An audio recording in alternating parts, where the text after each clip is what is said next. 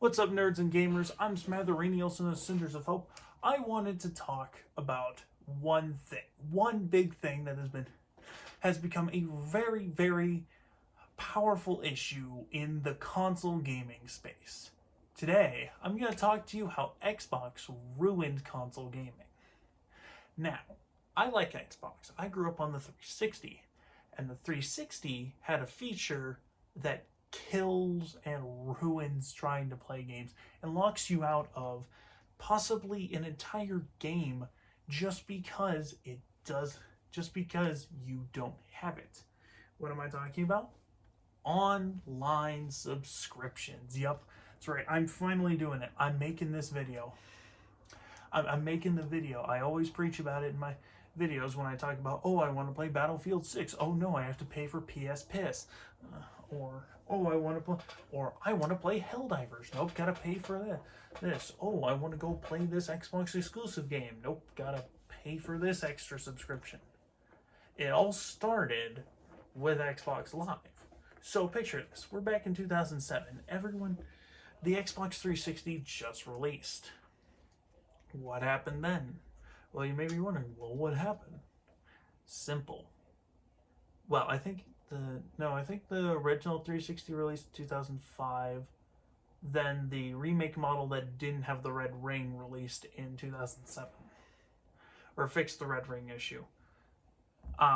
Still, everyone called this a revolution in gaming because it allowed you to play more accessibly online with your friends. Now, is Xbox Live.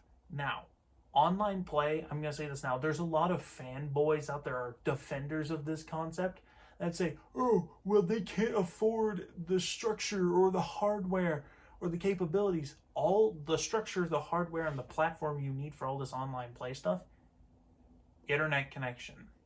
Console, internet connection. There is no other thing that they are having to pay for to keep up with all this shit. They are paywalling it, which makes a $2,000 gaming PC and all the maintenance costs and shit and paying for an antivirus seem cheap in comparison. And I say, I would rather have the Valorant kernel level anti-cheat run through my PC just because I installed the software and opened the game, which, yes, a kernel level anti-cheat runs on your platform the entire time you have it installed on your console. Meaning, if that kernel level anti-cheat bricks, it bricks your PC. It happened with all the airport networks. But I'd rather have a higher chance of that happening if someone screwed up the anti-cheat in Valorant than have to pay $20 to $80 to access either 30 to 90% of my entire game. Possibly the entire game is online. It's stupid. They ruined online gaming. And that's the thing. PlayStation adopted this idea with the PS4. But one thing that I always say is PlayStation was great with the PS3. It didn't have an online subscription. You could just get on and play with your friends. You didn't have to pay for PS Piss. And honestly, why would you? It's a scam. It's $80 for nothing. I get more quality content out of Nintendo Online for $20 a year than I do for $80 for PS Plus. I don't even pay for PS Plus because I think it's bullshit. And Xbox Live, yay, cloud, wow, you're going to lock another feature behind that my console could do if I were able to just beep, boop, boop, hack into the system and unlock all that shit without having to pay for it. They lock cloud sharing behind a paywall. They lock special hints behind a paywall.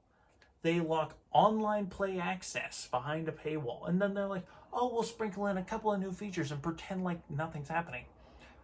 With Nintendo, you get all the retro games, which is great and cool, but you should be able to just make them paid software. Make them $60 paid software. Or whatever, where you get all your games like that. Maybe it's $100 because of how large the library is. That would justify purchase because $100 for a Nintendo approved emulator is better than paying $100 for one original copy of, say, Super Mario. I don't know if the Super Mario is that expensive for the NES, but I know some of those old Nintendo games can get up there. And then Xbox. Game Pass is cool as its own thing. And that's great that they did Game Pass, where you're paying $60 a year, but you get this big-ass library of games and exclusive releases on Game Pass Ultimate for $60 a year. You're getting a whole library out of that. PlayStation, what do they get? The most, if you can get anything close to Game Pass or Nintendo Online, it's $124 a year. Head-ass motherfuckers at Sony don't know what they're doing. And that's the thing. I'm tired of seeing this. Because it ruins the online experience. Because not everyone can pay for that shit. Therefore, this little kid got this game for Christmas. Because he's been really wanting this game. He boots it up on his PS5, and his family either doesn't want to or cannot afford to pay an $80 a year subscription. That game that he was so excited to get, fuck you, you don't get to play it unless you pay me money I don't deserve. Nor do we need. We already make tons and tons of money off of all of the other shit. PlayStation is owned by Sony. You know what Sony owns? They own Spider-Man. They have entire movie production shit. Hell, they own Crunchyroll and Funimation, the two biggest anime streaming sites on the planet. They ruined Crunchyroll too.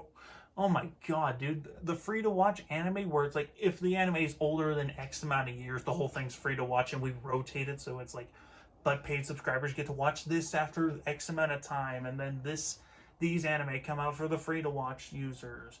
But they have to watch a shit ton of ads for it, which made perfect sense.